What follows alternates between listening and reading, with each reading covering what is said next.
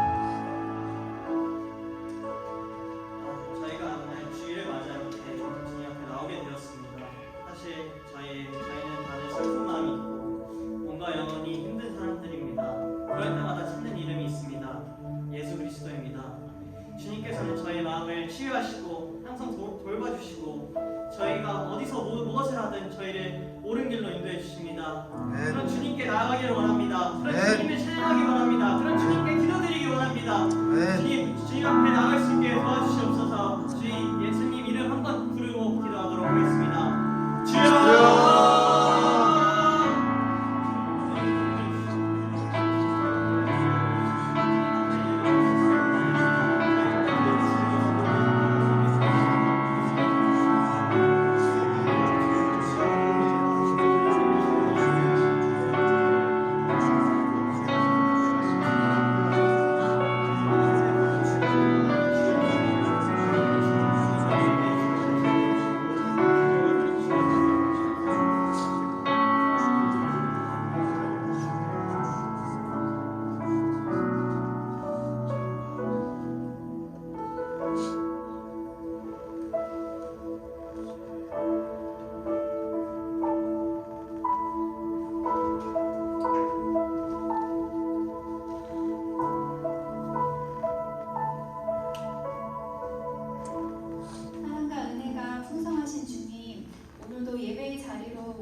불러주셔서 감사드립니다.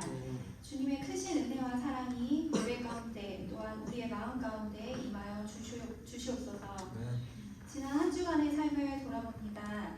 세상의 유혹과 시험, 우리를 애워싸고 또 멸망 가운데 우리를 몰아세웁니다. 하나님을 떠나서는 우리가 살 수 없고 숨 쉴 수 없음을 고백합니다. 주님 안에서 자유할 수 있고 호흡할 수 있습니다. 우리를 붙잡아 주시고 주님의 끝없는 사랑으로 이끌어 주시옵소서. 주님이 세우신 나라와 교회를 위해 기도합니다.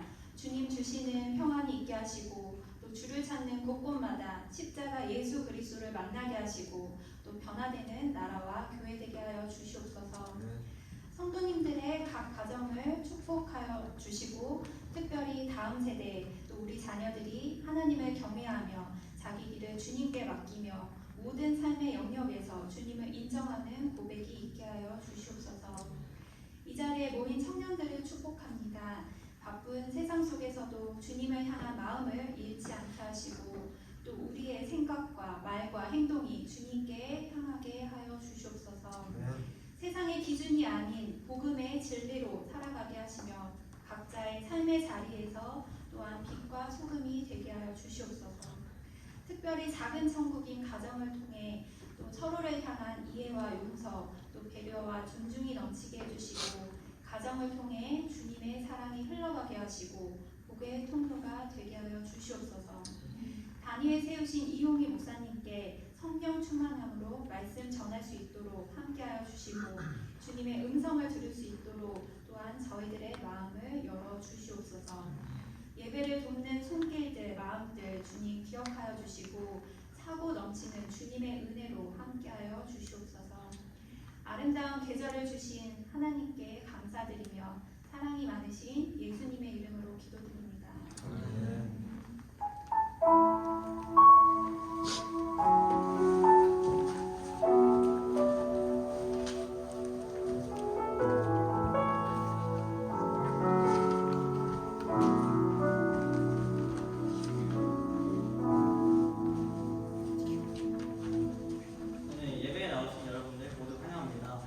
사람 보면서 할렐루야 잘 오셨습니다 이렇게 인사해 볼까요? 할렐루야 잘 오셨습니다. 저희 오늘 찬송가 516장 오른길 따르라 외기 같이 찬송드리겠습니다.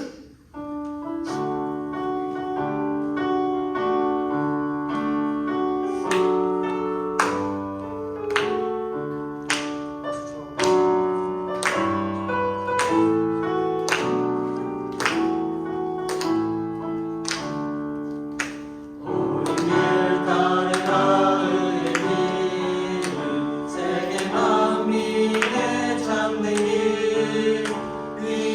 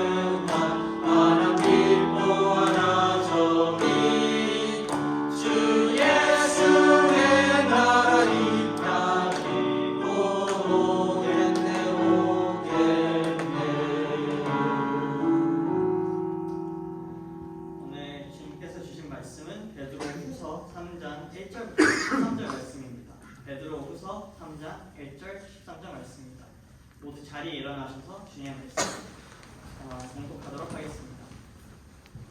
사랑하는 자들아, 내가 이제 이 둘째 편지를 너에게 쓰노니 이 두 편지로 너희의 진실한 마음을 일깨워 생각나게 하여 곧 거룩한 선지자들이 예언한 말씀과 주 대신 구주께서 너희의 사도들로 말미암아 명하신 것을 기억하게 하려 하노라. 먼저 이것을 알지니 말세에 조롱하는 자들이 와서 자기의 정욕을 따라 행하며 조롱하여 이르되 주께서 강림하신다는 약속이 어디 있느냐? 조상들이 잔으로부터 만물이 처음 창조될 때와 같이 그냥 있다 하니 이는 하늘이 옛적부터 있는 것과 땅이 물에서 나와 물로 성립된 것도 하나님의 말씀으로 된 것을 그들이 일부러 잊으려 함이로다.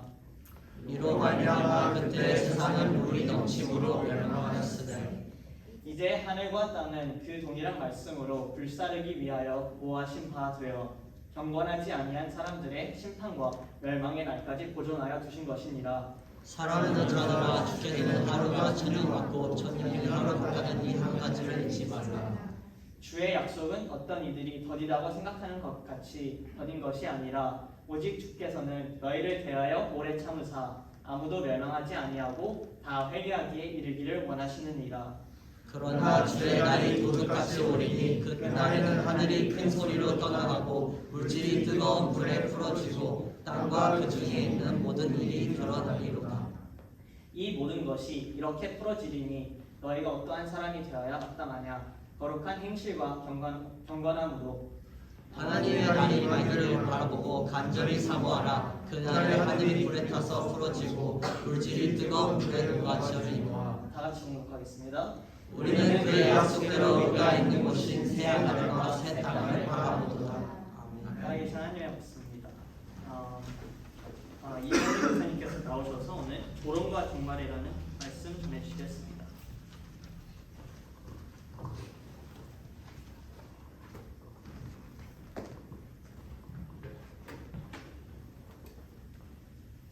오늘 이렇게 보면서 놀란 것이 하나 있어요. 첫 번째는 그 고기 냄새 너무 좋아서 놀랬고요. 두 번째는 오늘 처음으로 찬양 인도하셨는데 하나도 안 떨었어요. 와, 다시 한번 이렇게 떨릴 텐데 감사히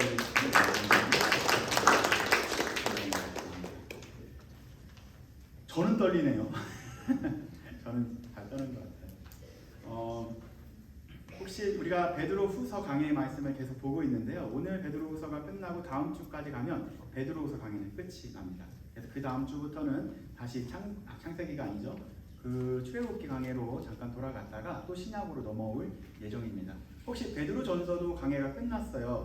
베드로전서가 쓰인 목적 혹시 기억나시나요? 베드로전서가 쓰게 된 베드로가 베드로전서를 쓰게 된 목적 기억나시나요? 수신자들에게 외부적인 핍박 속에서도 믿음을 잘 지키게 하기 위하여 편지를 썼다. 디아스포라, 그러니까 아시아 지역에 살고 있는 그 디아스포라 기독교인들에게 어떻게 믿음을 지켜야 하는지에 대해서 쓴 편지가 베드로전서라면 베드로후서는 뭐라고 했죠? 이 후서를 왜 썼다고 말씀드렸죠? 외적인 고통이 아니라 핍박이 아니라 내적인 갈등 안에서도 하나님의 말씀을 잘 붙잡고 혼란 속에서도 갈등 속에서도 하나님 말씀이 참 진리다라는 것을 알려주고자 맨 마지막에 베드로가 죽기 바로 전까지 힘을 쥐어짜서 쓴 유언과 같은 말씀이 서신서가 베드로후서다라고 말씀을 드렸습니다. 오늘도 다시 한번 베드로는 두 가지 목적에 대해서 또 이야기해요. 내가 이 편지를 쓴 목적에 대해서 다시 한번 이야기를 합니다. 3장 1절 말씀이 다음과 같이 베드로가 설명해주고 있는데 한번 읽어볼까요? 사랑하는 자들아 하면서 이렇게 이야기를 합니다. 시작! 사랑하는 자들아, 내가 이제 이 둘째 편지를 너희에게 쓰노니 이 두 편지로 너희의 진실한 마음을 일깨워 생각나게 하여. 보니까요, 사랑하는 자들아, 이 편지를 너희에게 쓰는데 이 두 편지는 뭘 이야기하는 걸까요? 베드로 전서와 베드로 후서겠죠. 이 두 편지로 너희의 무엇을 일깨워 생각나게 한대요? 너희의 어떤 마음? 진실한 마음을 일깨우게 하기 위하여 이 편지를 쓴 거예요. 예. 몇 사람에게 얘기할까요? 오늘 말씀을 통하여 진실한 마음이 일깨워지기를 소망합니다. 몇 사람에게 한번 얘기해 봅시다. 오늘 말씀을 통하여 진실한 마음이 일깨워지기를 소망합니다. 진실한 마음을 일깨운다. 그리고 그 일깨워서 사실 일깨운다라는 게 일으키다라는 거예요. 일으키다. 진실한 마음이 일어나게 하다. 에게이로라는 걸 쓰는데요. 앉았다 일어날 때. 그리고 예수님께서 죽음에서 부활하셨을 때 쓴 표현이 바로 이 표현인 거예요. 죽었다가 일어날 때. 그래서 진실한 마음이 어떻게 된 거예요? 죽어버린 거죠. 누가? 그때 당시 살아가고 있었던 기독교인들이 진실한 마음이 다 죽어 있었다라는 거죠. 그래서 이 편지를 쓴 이유는 죽은 이 마음이 어떻게 하기 위하여? 다시 부활하게 하기 위하여. 죽었던 이 마음이 다시 살아나게 하기 위하여 이 편지를 쓴 거예요. 여러분 마음속에서도 세상 속에 살아가다가 학교 생활을 하다 보니까 나도 모르게 죽어버린 마음들이 있을 거예요. 그죠? 그런 마음들이 다시 한번 말씀을 통하여 다시 한번 회복되어야 합니다. 아멘. 하나님의 말씀이 여러분들의 이 죽어 있었던 마음을 다시 한번 회복시킬 것입니다. 저는 연애 상담은 진짜 많이 했습니다. 왜 많이 했을까요? 제가 연애 경험이 많아서 많이 했을까요? 아니에요. 확률이 좋아서 연애 상담을 많이 했겠죠. 한 번에 연애가 결혼까지 갔기 때문에 연애 상담을 많이 했습니다. 그 학부 때였어요. 제가 일찍 결혼을 했고 그리고 아름다운 여인과 결혼을 했기 때문에 많은 사람들이 어떻게 하면 이용희 형처럼 또한 이용희 오빠처럼 결혼에 성공할 수 있을까가 궁금했었나 봐요. 그래서 저에게 오는 것은 대부분 연애에 성공을 하기 위하여 연애 상담을 많이 했었습니다. 근데 솔직히 말하면 저는 연애라는 걸 잘 몰랐었던 사람이에요. 어렸을 때부터 바쁘게 살았습니다. 왜냐하면 저는 충청남도 부여에서 자랐고 99년도에 대학교 때문에 혼자 서울로 올라온 케이스이기 때문에요. 혼자 살다 보면 되게 바빠요. 왜냐하면 돈도 벌어야 되죠. 공부도 해야 되죠. 아르바이트도 해야 되죠. 그러다 보니까 연애할 시간이 있었을까요? 없었을까요? 있었어요. 연애할 시간이 없었습니다. 그리고 별 관심도 없었고요. 네, 관심이 없다는 건 거짓말일 수 있겠네요. 설교이기 때문에 조금 관심은 있을 수 있겠죠. 네, 그러나 아무쪼록 저는 바쁘게 살았기 때문에 연애라는 것을 잘 해보지 못했습니다. 그런데 이게 보니까 학부 때 다시 연애를 시작을 해서 결혼까지 간 케이스가 많이 없었기 때문에 어떻게 하면 이용희 형처럼 결혼까지 할 수 있을까라고 생각을 해서 저희가 온 거죠. 많은 사람들이 제가 선수인 줄 알고 온 거예요. 연애 선수 혹은 전문가인 줄 알고 저를 찾아왔나 봅니다. 그런데 사실 그때부터 지금까지 아내를 대할 때 제가 어떻게 대했냐면 한 번도 스킬로 대한 적이 없어요. 연애적 스킬을 사용해서 어떻게 하면 연애를 기술로 사용해서 잘 꼴이 날 수 있을까로 대한 적이 없었다라는 거죠. 연애의 스킬을 동원해서 꼬신 것이 아니고 진정성 있게 그녀를 대했기 때문에 그 믿음직함이 어필이 되었다. 그래서 내가 결혼을 한 것 같다라고 이야기를 해줬습니다. 어쩌면 가장 연애의 스킬의 하이 레벨이 진정성이라는 생각이 듭니다. 사랑하는 청년 여러분들, 진정성 있게 사람들을 대하면 됩니다. 아멘? 네. 그래서 그죠? 제가 진정성 있게 대했기 때문에 저에게 넘어온 거겠죠? 다를 수 있어요. 제 얼굴 때문에 넘어왔을 수도 있겠지만 진정성이 어필이 되어야 하는데 사실 근데 이 진정성이라는 게 외적으로 잘 드러나지 않습니다. 그죠? 진정성이라는 게 잘 드러나지 않죠. 그러나 이 진정성이라는 것은 단순히 연애와 결혼에만 국한된 것이 아니에요. 사람들과의 관계, 그리고 사회생활, 학교생활에서 가장 중요한 것 중에 하나가 진정성입니다. 이러한 진정성 없이 피상적인 것만 남아있는 시대에 우리가 살아가고 있거든요. 학교생활도 그럴 거예요. 정말 믿을 만한 사람이 없을걸요? 그죠? 학교에 믿을 만한 사람이 있나요? 회사에 믿을 만한 사람이 있나요? 교회에 믿을 만한 사람이 있어야 돼요. 교회는 있어야 됩니다. 네. 그런데 우리가 이런 시대에 살아가고 있지만 복음 안에서 우리는 진정성 있게 사람을 대하고 회사와 학교와 공동체에게 대하는 것도 필요합니다. 다른 사람은 진정성 없이 피상적으로 나를 대한다 할지라도 나는 그리스도 안에서 진정성 있게 사람을 대하고 학교 생활을 하고 또한 회사 생활을 하는 것도 필요하다는 거죠. 바로 1절에 나온 이 진실한 마음이 어쩌면 이 진정성과 약간 비슷하지 않을까 생각을 했습니다. 그죠? 그들도 예수 그리스도를 만났을 때, 처음 예수 그리스도를 인격적으로 만났을 때, 처음 복음을 들었을 때 예수님을 진실한 마음으로 따르기 시작을 했었습니다. 베드로후서를 보게 되면, 베드로전서를 보게 되면 수많은 그리스도인들이 수많은 경제적인 핍박과 또한 사회적인 소외와 여러 가지 압박이 있음에도 불구하고 그들은 진정성 있게 진실한 마음으로 그 복음을 붙잡았었다라는 거죠. 그러나 처음에는 그렇게 진실한 마음으로 복음을 붙잡고 기독교인으로 살아갔지만 시간이 지남에 따라 나도 모르게 그러한 진실한 마음이 없어져 버리게 된 거죠. 그래서 오늘 베드로는 성도들에게 이 진실한 마음이 회복되어야 합니다. 그리스도를 향한 복음을 대한 이 진실한 마음이 회복되어야 합니다. 라는 마음으로 마지막으로 힘을 써서 진정성 있게 이 편지를 쓰고 그의 인생을 마무리합니다. 진실한 마음, 3장 1절의 마음, 너희의 진실한 마음을 일깨워 생각나게 하여 했었을 때 이 진실한 마음은 원어적으로 이렇게 나와 있습니다. 오늘 기름 형제가 있어서 제가 안 읽어도 될 것 같아요. 한번 볼까요? 어떻게 읽을까요? 이건? 엘리크네스. 그죠? 이거는 엘리오스와 크리노스를 합친 단어입니다. 엘리오스는 뭐냐면요. 엘리오스가 뭘까요? 이건 되게 어려운 단어인데요. 엘리오스. 예. 맞습니다. 박수 한번 쳐주죠. 오, 크리노스. 맞아요. 그러면 헬리오스와 크리노스는 아시나요? 크로노예요. 크로노. 비판하다.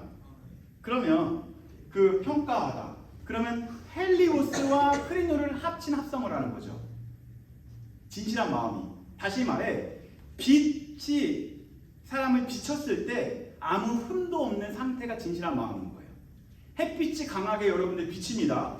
그러면 햇빛이 조명빨이라고 하는데 조명이 딱 들으면 되게 이쁘게 보이는데 그렇게 말고 햇빛이 여러분은 딱 비쳤을 때 흠이 보일까요? 안 보일까요?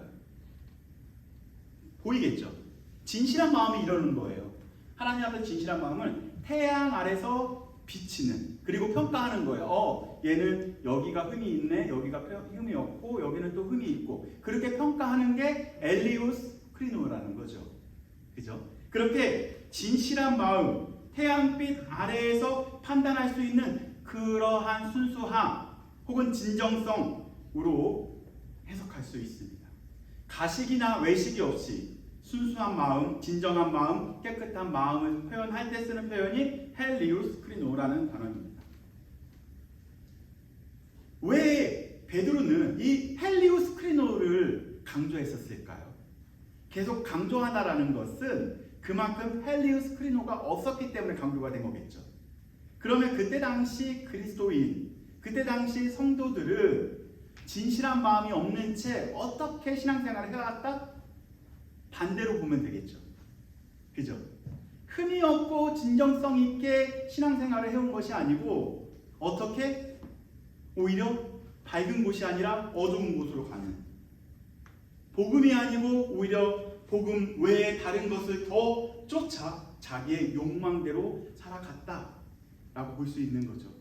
그래서 그들은 마음과 육체와 정신과 또한 영적으로 다 죽어간 상태가 되어버린 거예요.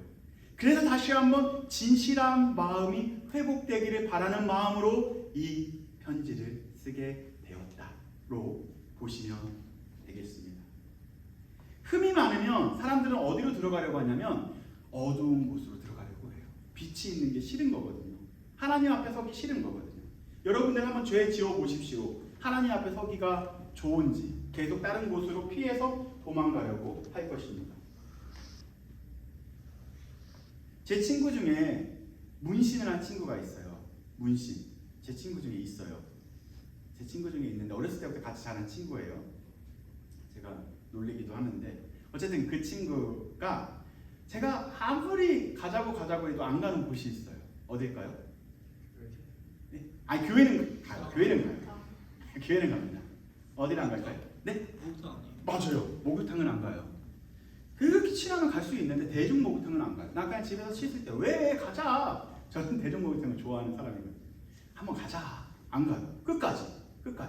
너 왜 안 가냐? 물어봤어요. 왜 안 갔을까요? 문신 때문에. 그런데 야 문신 있어도 괜찮아 가자 했는데 왜 안 갔을까요?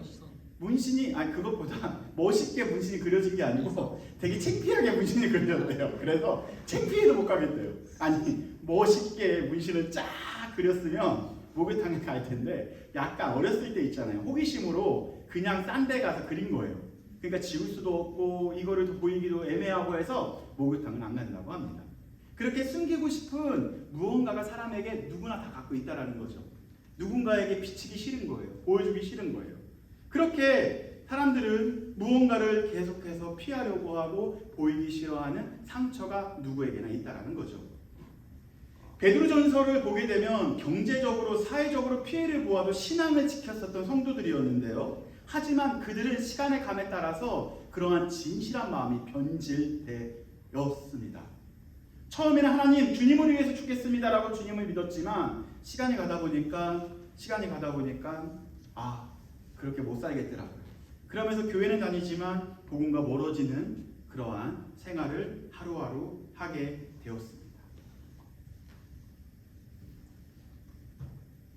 이들의 마음을 변질시키게 가장 중요한 역할을 했었던 사람들이 누구죠? 우리가 베드로후서를 통해서 계속 보았었던 사람들이에요. 누구였었죠? 바로 거자로 시작해요. 거짓은 아니고요. 맞아요. 거짓 선지자들 혹은 또 어떤 거였었죠? 이단들. 그렇게 해서 계속 마음을 안정시키고 그들의 생각을 복음이랑 다르게 유사복음을 통해서 그들의 생각을 사로잡게 됩니다. 그래서 복음이 아닌 유사복음으로, 구원이 아닌 영육 이원론으로, 진리 안에서 자유가 아닌 자기중심적인 자유로 그들에게 가르쳤다라는 거죠. 성경 중심이 아닌 그들이 생각하는 철학 중심으로 그들은 그렇게 가르칩니다. 구원 어차피 받았으니까 한 번 받은 구원은 절대 지워지지 않아. 그러니까 마음껏 살아도 돼 라고 마치 그들을 이렇게 이원론적으로 영육 이원론으로 그들을 가르치기 시작을 합니다. 그리고 자유하면 돼. 그런데 네 마음껏 살아도 아무 상관없어. 하나님은 선하시기 때문에 너를 다 용서하실 거야. 그러니까 네가 욕망에 따라서 살아가면 아무 문제 없어라고 그렇게 그들을 가르칩니다. 이렇게 가르친 사람들을 이단, 거짓 선지자 그리고 거짓 선생이라고 표현을 합니다. 이들의 그러한 잘못된 가르침들이 이들의 마음을 어디까지 변하게 했냐면요. 이렇게 진실된 마음도 얻게 되면서 그들은 종말에 대한 생각까지 지워져 버리게 됩니다. 그들은 사실 고통 속에서도 핍박 속에서도 유일하게 믿음을 지킬 수 있었던 이유 중에 하나가 주님 다시 오실 것이다. 부활하신 주님께서 언젠간 다시 오셔서 우리를 위로하실 것이다. 그러한 종말론적인 신앙을 갖고 있었는데 이제 교회 안에 있었던 거짓 선지자들이 그들을 비웃기 시작을 합니다. 그리고 조롱하기 시작을 합니다. 예수님 안 오실 거야. 아직도 안 오셨는데 라고 말씀하신다라는 거죠. 그러면서 그렇게 주님 다시 오실 날을 기다리고 있었던 성도들을 조롱하며 그들은 이렇게 행동을 하죠. 그들은 어떻게 하고 있는지 3절과 4절 말씀을 차근차근 읽어보면 우리는 이해할 수 있게 됩니다. 먼저 3절 말씀을 읽도록 하겠습니다. 그들이 어떻게 하냐면요. 다 같이 읽어보겠습니다. 시작! 먼저 이것을 알지니 말세에 조롱하는 자들이 와서 자기의 정욕을 따라 행하며 조롱하며 뭐래요? 먼저 이것을 알지니 말세에 어떠한 사람들? 조롱하는 사람들이 누구에게 와서 그들에게 와서 그들은 가르치기 전에 행동으로 먼저 보여줘요. 어떻게? 자기 정욕대로 살아가는 모습을 보여주는 거예요. 야, 내가 이렇게 내 마음대로 살아도 아무 문제 없다 라고 보여주는 거죠. 그게 가장 큰 가르침일 거예요. 여러분들 흔들릴 수 있는 가장 큰 그러한 가르침입니다. 잘못된 가르침이겠죠. 내 마음대로 살고 내 육체가 원하는 대로 살아도 아무 문제 없어. 그렇게 먼저 보여준 거예요. 네. 가장 고민되는 게 컨닝은 저거죠. 없죠. 그죠? 남의 것을 이렇게 어쨌든 그 안에서 속임수를 통해서 무언가 이렇게 잡게 될 경우에는 더 큰 거를 얻게 되면 마치 정직하게 살아가고 있는 우리가 손해보는 것처럼 느껴질 때가 있잖아요. 모든 사람들은 다 속임수를 가지고서 마음껏 살아가고 있는데 나 혼자 정직하게 살아가게 되면 그러한 경쟁에서 내가 뒤처지는 것 같고 손해보는 것 같고 그러한 고민들이 여러분들이 신앙생활하면서 분명히 있을 거라 생각을 하게 됩니다. 그래서 그들은 행동으로 그들을 조롱하고요. 또한 말로 그들을 조롱합니다. 3절에 뭐라고 이야기했냐면요. 자기의 정욕대로 따라 행한다라고 이야기하고 있습니다. 대부분의 사람들은 정욕에 따라 행하고 있는데요. 이걸 원문에 조금 더 가깝게 제가 설명하자면 이런 거예요. 자기 욕망이 이끄는 대로 인생의 방향을 정하며 살아간다. 뭐라고? 다시 한번 설명해 드릴게요. 이걸 원문에 가깝게 번역한다면 이런 거예요. 자기 욕망이 이끄는 대로 자기 인생의 방향을 정한다라는 거죠.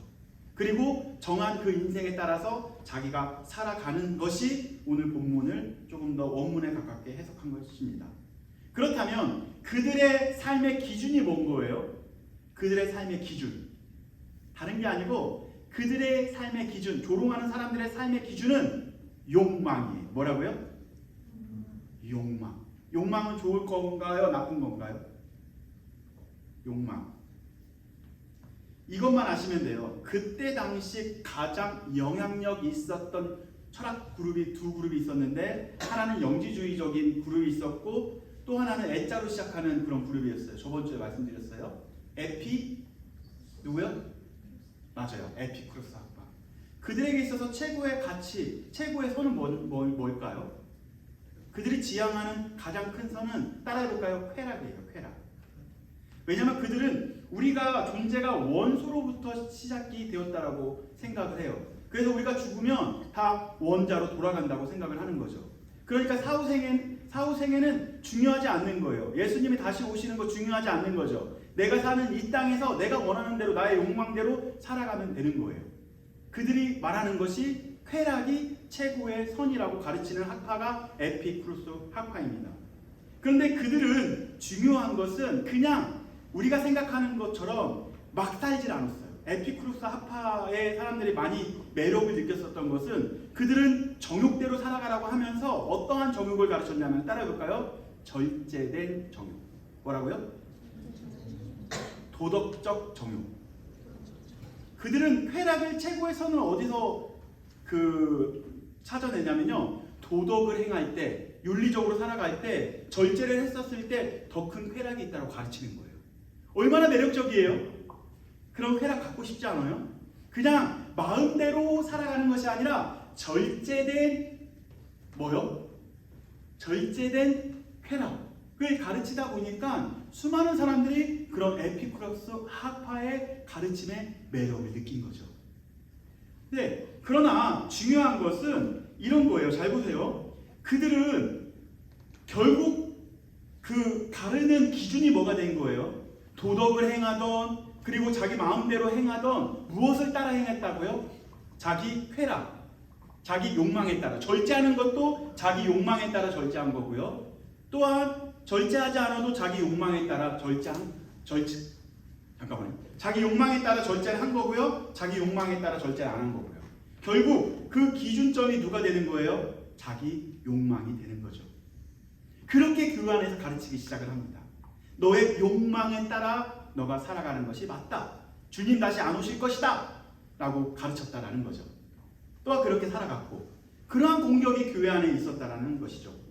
요즘 이단들이 어떻게 포교하는지 알아요? 저 신천지예요 라고 이렇게 와서 여러분들 포교하지 않습니다. 복지관에 사회복지관에 가장 많이 도네이션하고 가장 열심히 사회봉사하는 이단 종파가 어딘지 아시나요? 이게 녹화가 되니까 제가 앞에만 얘기할게요. 하자로 시작해요. 하, 님, 교회. 거의 다 나왔겠네요. 진짜로 좋은 일 많이 해요. 김치 김장을 거기서 제일 많이 할 거예요. 그래서 사회복지관에 엄청나게 많이 도네이션 합니다. 왜? 불우한 사람 도와주려고. 그리고 주변 보세요. 기독교인들보다 오히려 약간 유사복음에 있는 사람들이 더 많이 포교 활동을 할 거예요. 특히 캠퍼스 안에서. 그런 게 많이 있을 겁니다. 이렇게 그 다른 이단들도 좋은 일을 하면서 포교 활동을 하는 거예요. 그들의 목적은 뭘까요? 하나님의 나라의 백성을 만드는 게 목적이 아닌 거죠. 자기의 세력을 키우는 것이 그들의 목적과 목표가 됩니다. 그들의 행동은 어디로부터 시작이 됐냐면 자기 욕망에 따라 행동하기 시작을 했었던 거죠. 그러면서 다음과 같이 조롱을 합니다. 뭐라고 조롱하냐면요. 예수님이 언제 오시냐? 나는 모르겠다. 안 오실 거다. 라고 이야기하죠. 4절 말씀 한번 읽어볼까요? 시작! 이르되 주께서 강림하신다는 약속이 어디 있는 여기까지만 읽으면 돼요. 뭐라고요? 주께서 뭐 하신다? 강림. 이게 바로 1세기의 가장 큰 이슈의 단어였었어요. 이 강림이라는 단어가 이 단어예요. 뭐냐면 파루시아. 따라해볼까요? 파루시아. 예수님께서 승천하시면서 약속하셨어요. 뭐라고? 내가 다시 올게. 그러나 예수님께서 1세기에 말씀하셔서 그 수많은 기독교인들이 예수님의 다시 오심을 붙잡고 버틴 거거든요. 근데 예수님께서는 지금까지 안 오셨어요. 몇 년이 지났어요? 오신다고 약속하시고 몇 년이 지났다고요? 2000년이 지났어요. 그렇다면 지금 2000년이 지난 우리에게 사람들은 더 조롱할 수 있어요. 어떻게? 예수님 안 오셔. 야, 다 뻥이야. 그렇게 가르친다는 거죠. 네. 그래서 어느 순간 우리가 이 땅에 사니까 하나님 나라의 관점, 하나님 나라에 대한 주님 다시 오시는 거에 대한 기대감이 없어져 버리게 됩니다. 그러니까 우리는 무엇에 따라 살아가고 있냐면요. 따라해볼까요? 자기 욕망에 따라 이 땅에서 살아가고 있다는 거죠. 그죠? 그래서 교회에서도 자기 욕망에 따라 여러분들에게 복음을 조금 바꿔서 가르칠 수도 있다는 거죠. 그러나 중요한 것은 이 시대에 살아가고 있는 우리들도 베드로가 이야기했었던 것은 끝까지 예수님 다시 오신다. 왜? 그는 직접 예수님이 부활하신 걸 보았고요. 예수님께서 우리에게 약속하신 것을 직접 들은 사람이기 때문에 자신 있게 이야기할 수 있었던 거죠. 아멘. 그죠? 그리고 예수님께서 약속하신 것은 단 한 번도 성취가 안 된 적이 없어요. 유일하게 아직 성취가 안 된 게 딱 하나가 있다면 예수님께서 다시 오실 것이다. 그것만이 성취가 안 된 거죠. 그렇다면 99가 다 성취가 됐다면 나머지 하나가 성취가 될까요? 안 될까요? 예수님 다시 오실까요? 안 오실까요? 예수님 안 오시면 우리는 너무 피해를 많이 봐요. 억울하잖아요. 정직하게 살았고 공의롭게 살았고 예수님을 위해 살았는데, 그죠? 예수님 그 하나 남겨두시고 올라가셨습니다. 제가 혼자 이런 고민했어요. 왜 예수님은 빨리 오시면 아무 문제가 없는데 2000년이 지나면 안 오셨을까? 오늘 본문 보니까 이런 말씀을 하세요. 베드로가 뭐라고 얘기했냐면요. 한번 볼까요? 하루가 1000년 같고 1000년이 하루 같다 라는 이야기를 해요. 몇 절이냐면요. 그게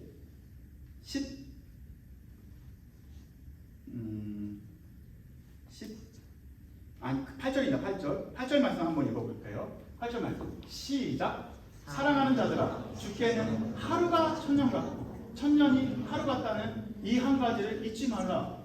아니 예수님 2000년 지났어요. 왜 안 오셨어요? 라고 우리는 컴플레인 할 수 있어요. 그러나 예수님 입장에서는 그 1000년이 뭐라고요? 하루 같아요. 그래서 예수님 입장에는 이틀 지난 거예요. 그죠? 예수님은 1.5일 더 기다릴 수도 있어요. 왜?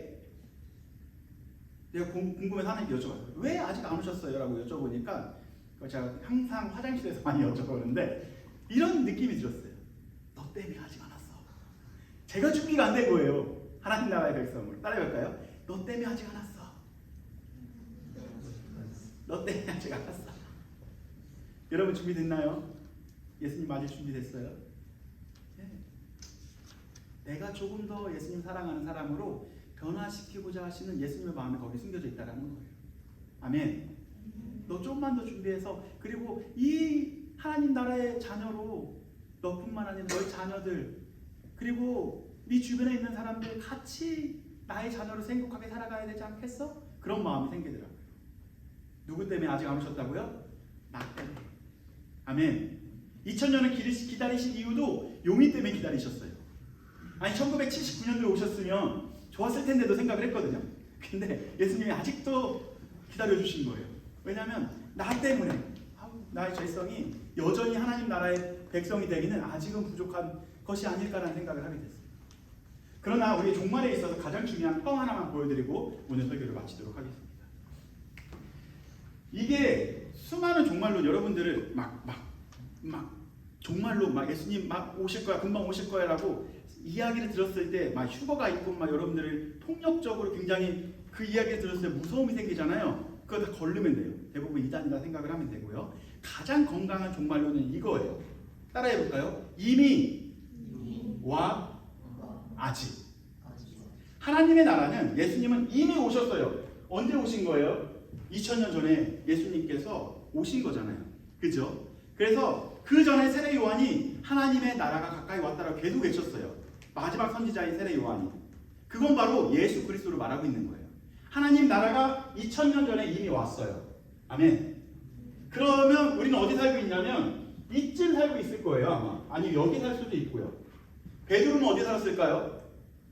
베드로는 여기 살았겠죠. 아니죠? 여기 살았겠죠. 칼빈은 어디 정도 살았을까요? 어딘가에 살았겠죠. 그죠? 루터도 어딘가에 살았겠죠. 우리 어디 살고 있어요? 이미 하나님의 나라에 살고 있는 거예요. 우리는 이 땅에 살고 있지만 이미 하나님의 나라의 백성이라는 거죠. 그게 위로라는 거예요. 우리는 다시 하나님의 백성이 되려고 노력 안 해도 돼요. 이미 나는 누구라고요?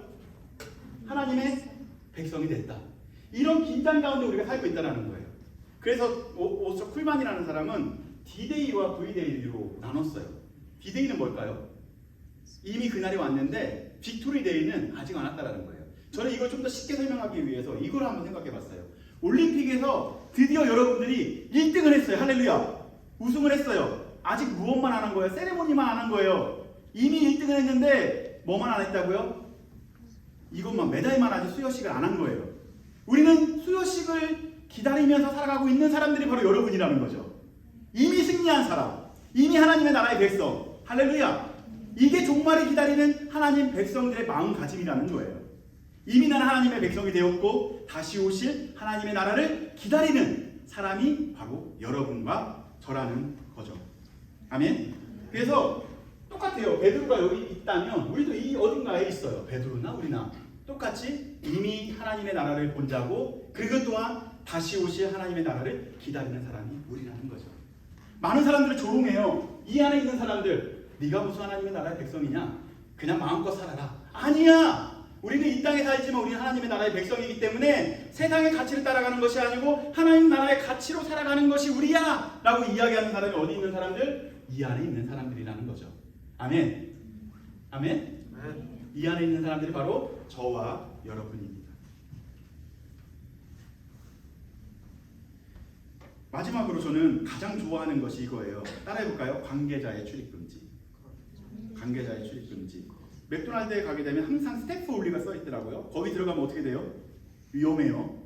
미국은 더 위험하겠더라고요. 스태프 올리 들어가면 어떻게 돼요?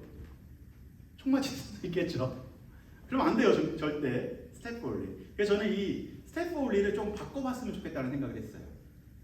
그 천국에 딱 가면 하나님 나라 다시 이 나라가 오면 예수님 재림하셨을 때 분명히 그 앞에 쓰여져 있는 게 관계자의 출입금지가 쓰여져 있을 것 같은데 스태프 올리가 아니라 패밀리 올리로 써놨겠다라는 생각을 했어요.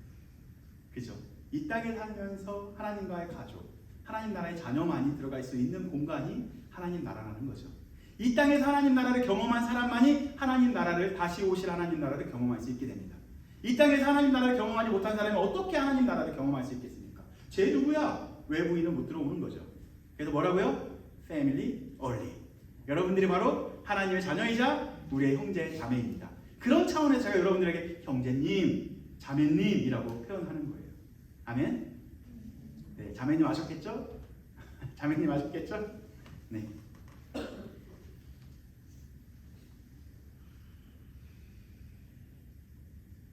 세상은 여전히 우리를 조롱하고요. 이 땅이 전부야. 어차피 원수로 만들어진 존재이기 때문에 우리는 죽음 이후에는 끝이야 라고 생각하는 에피쿠르스아파가 그렇게 가르쳤습니다. 이 땅에서 쾌락, 돈이 최고야, 욕망이 제일이야 라고 가르치는 세상 속에 우리는 여전히 살고 있습니다. 그러나 부활을 직접 목격한 베드로는 달랐습니다. 하나님의 나라를 직접 본 베드로는 달랐습니다. 우리 마지막으로 8절부터 13절까지 읽어보고 기도하는 시간을 갖도록 하겠습니다. 다시 한번 읽어볼까요? 베드로는 여러분들에게 이야기합니다. 아니, 사실 베드로를 통해서 예수님께서 여러분들에게 다음과 같이 이야기합니다. 사랑하는 자들아. 한번 읽어볼까요? 시작! 사랑하는 자들아, 주께는 하루가 천년 같고 천년이 하루 같다는 이 한 가지를 잊지 말라. 주의 약속은 어떤 이들은 더디다 생각하는 것 같이 더딘 것이 아니라 오직 주께서는 너희를 대하여 오래 참으사 아무도 멸망하지 아니하고 다 회개에 이르기를 원하시느니라. 그러나 주의 날이 도둑같이 오리니 그날에는 하늘이 큰 소리로 떠나가고 물질이 뜨거운 불에 풀어지고 땅과 그 중에 있는 모든 일이 드러나리라. 이 모든 것이 이렇게 풀어지니 너희가 어떠한 사람이 되어야 마땅하냐? 거룩한 행실과 경건함으로 하나님의 날이 임하기를 바라보고 간절히 사모하라. 그날에 하늘이 불타서 풀어지고 물질이 뜨거운 불에 녹아지려니와 우리는 그의 약속대로 의가 있는 곳인 새하늘과 새 땅을 바라보노라. 잠깐 기도하는 시간을 갖도록 하겠습니다. 우리는 이 땅에 살다 보니까 나도 모르게 처음 만난 예수 그리스도의 첫사랑 그 마음은 잊어버린 채 살아갈 때가 있습니다.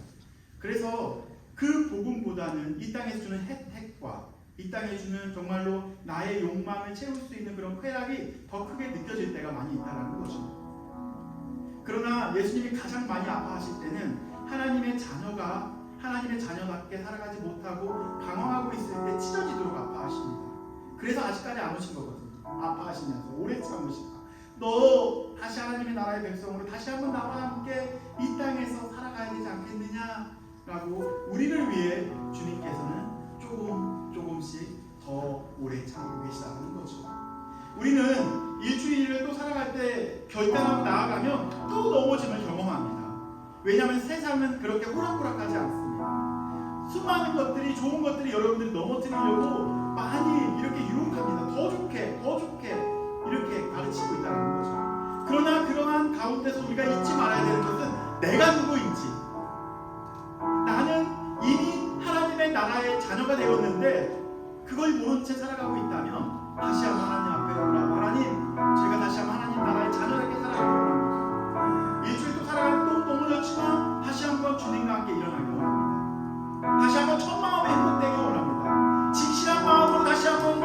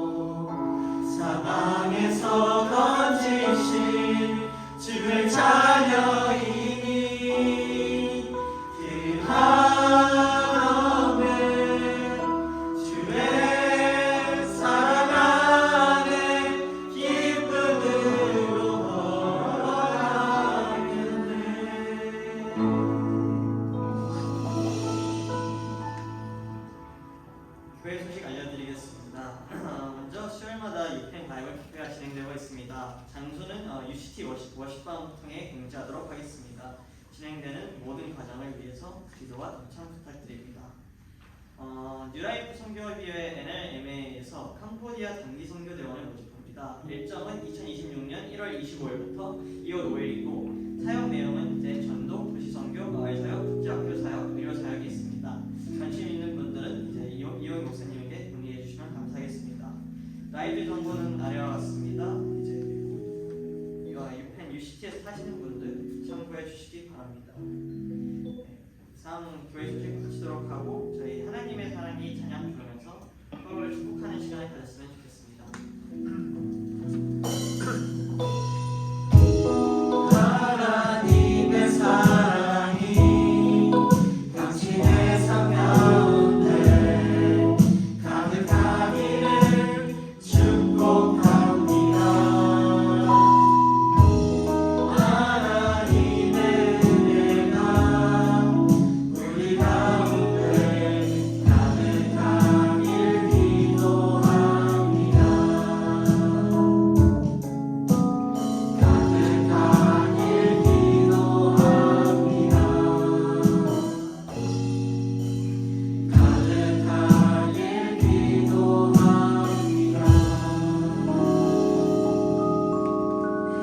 그리고 교회 소식에 깜빡한 게 있는데 오늘 이제 특별히 또 이기윤 형제님께서 저녁을 또 준비해 주셨고 또 목사님 가정에서 송편을 준비하셨다고 합니다. 또 한가위만큼 같이 모여서 이제 풍성한 시간 보냈으면 좋겠습니다. 이영희 목사님 축도로 예배 마치도록 하겠습니다. 네, 감사합니다.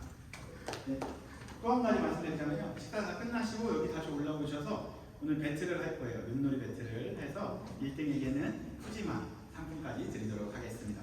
오늘 밑에 너무 풍성해요. 너무 지금 미리 준비하러 가셨군요.